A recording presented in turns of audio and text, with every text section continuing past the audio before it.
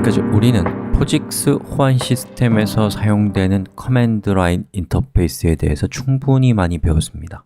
이것만으로도 여러분은 포직스 시스템의 준수한 사용자가 됐어요. 가장 중요한 첫 번째 계단에 올라선 것에 대해서 자기 자신에게 축하해 주세요. 그럼 지금부터 여러분이 앞으로 공부해 볼 만한 주제를 알려드리고 저는 물러나겠습니다. 자, 우리 일단 마지막 수업을 한번 떠올려 볼까요? 실행해야 할 일을 컴퓨터에 전달해서 컴퓨터가 자동으로 그 일을 하게 하는 방법에 대해서 우리가 살펴봤거든요. 이것만으로도 커맨드 라인 인터페이스는 충분히 혁명적이에요. 하지만 사람의 욕심은 끝이 없죠. 처음에는 이것만으로도 행복했는데 점점 불만족이 생겨요. 예를 들면 어떠한 반복적인 작업이 있다고 쳐봐요. 그럼 그때마다 이렇게 쭉 입력해서 실행을 시키는 것보다는 어딘가에다가 파일 같은 데다가 적어놨다가 컴퓨터한테 야, 이 파일 안에다가 네가 해야 될 일이 있으니까 적어놨으니까 여기 있는 거 실행해 라고 얘기하고 싶어질 거 아니에요. 가능한 일입니다. 이렇게 만들어진 파일을 우리는 프로그램이라고 해요. 정교하게 동작하는 프로그램을 만들고 싶다면 쉘 스크립트라는 것을 찾아서 공부하시면 됩니다. 쉘 스크립트를 이용하면 컴퓨터를 자동화해서 생산성을 비약적으로 향상시킬 수 있습니다. 프로그램의 다른 이름은 패키지입니다. 패키지, 애플리케이션, 프로그램 다 보는 관점에 따라서 표현이 약간씩 달라지는 것 뿐이거든요.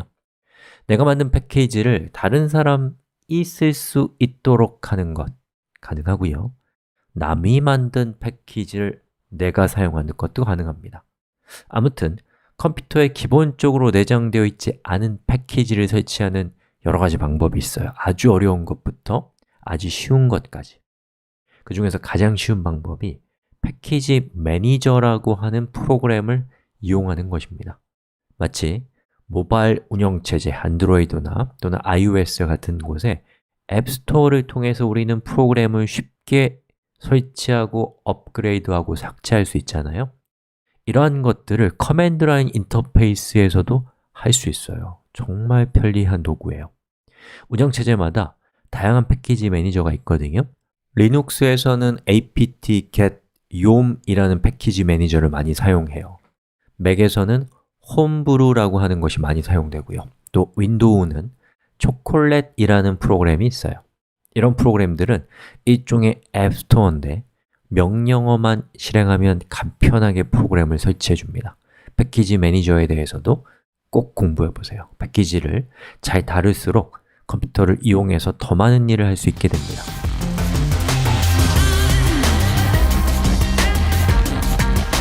사람이 살지 않으면 어떤 집도 곧 흉가가 된대요. 그만큼 관리를 한다라는 것이 중요하다는 뜻이겠죠.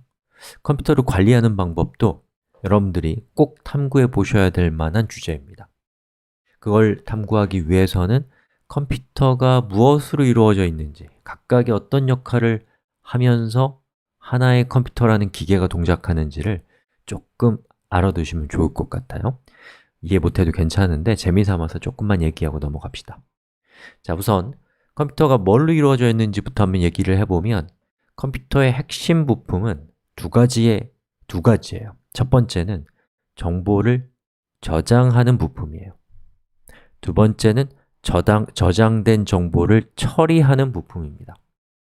그리고 정보를 저장하는 것과 관련된 부품은 또 두 가지 종류로 나눌 수 있거든요. 영어인데 하나는 스토리지고 또 하나는 메모리입니다. 자, 스토리지에 해당되는 부품으로는 하드디스크, SSD 이런 것들을 스토리지라고 불러요. 이 스토리지라는 부품의 어떤 특징은 정말 환상적으로 용량이 커요. 또 컴퓨터의 전원을 꺼도 정보가 살아있습니다. 그런데 치명적인 약점이 있는데 너무너무 느려요. 그래서 우리는 메모리라는 부품을 또 사용해요. 소위 램이라고 부르죠. 메모리의 장점은 환상적인 속도를 가지고 있다는 거예요. 그런데 용량이 너무 작고 그리고 전기를 끄면 정보가 사라져요. 인류는 용량이 크면서도 속도까지 빠르고 그러면서도 전기가 끊어져도 기억을 유지할 수 있는 단 하나의 부품을 만들지 못하고 있습니다. 그래서 스토리지와 메모리를 결합해서 이 둘 사이의 장점만을 가진 환상을 만들어야 했거든요. 고민 끝에 인류는 모든 정보를 우선은 용량이 큰 스토리지에 저장하기로 합니다. 그리고 처리해야 될 정보가 있을 때 딱 그 정보만을 부분적으로 메모리로 로드해서 메모리에 올라와 있는 정보를 처리해요. 이때 정보를 처리할 때 사용하는, 정보를 연산할 때 사용하는 부품을 우리는 CPU, 한국어로는 중앙처리장치라고 합니다. 바로 이 중앙처리장치가 정보를 처리하는 주체라고 할 수 있습니다. 결국 컴퓨터 관리의 핵심은 두 가지예요. 하나는 스토리지와 메모리에 얼마나 데이터를 더 저장할 수 있는지를 파악하는 거고요. 또 하나는 CPU가 얼마나 혹독하게 사용되고 있는지를 파악하는 것입니다. 커맨드 라인 인터페이스에서 이러한 관리 작업을 하는 대표적인 프로그램이 탑이에요. 탑을 좀 더 보기 좋게 만든 프로그램이 HTAP이고요.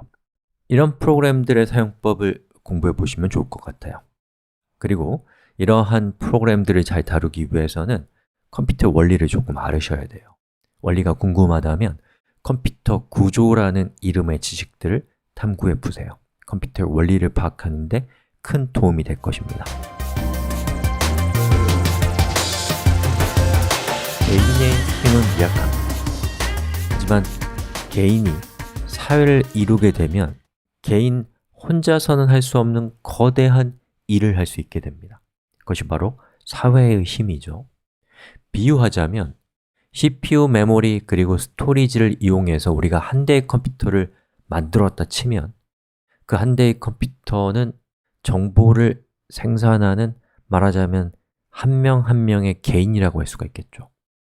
그리고 그 개인들을 연결해서 서로 정보를 교류할 수 있도록 하는 기술이 네트워크입니다. 인터넷이 없는 세상을 상상해 보세요. 각각의 컴퓨터는 고립된 존재가 되고 말 것입니다. 여러분이 공부해 볼 만한 또 다른 주제는 네트워크의 설정과 관리를 도와주는 다양한 도구들의 사용법을 알아보는 거예요. 이런 도구들에 대해서도 공부해 보세요. 물론 이 도구들은 그냥 사용할 수 있는 것이 아니라 네트워크에 대한 지식이 당연히 필요할 것입니다. 자, 여기까지입니다. 컴퓨터와 대화하는 방법에 조금 익숙해지셨나요? 자, 그 정도면 충분합니다. 여러분이 이제 스스로 공부할 수 있는 발판을 마련하는 것이라고 저는 평가하고 싶습니다. 축하드리고요. 고생하셨습니다.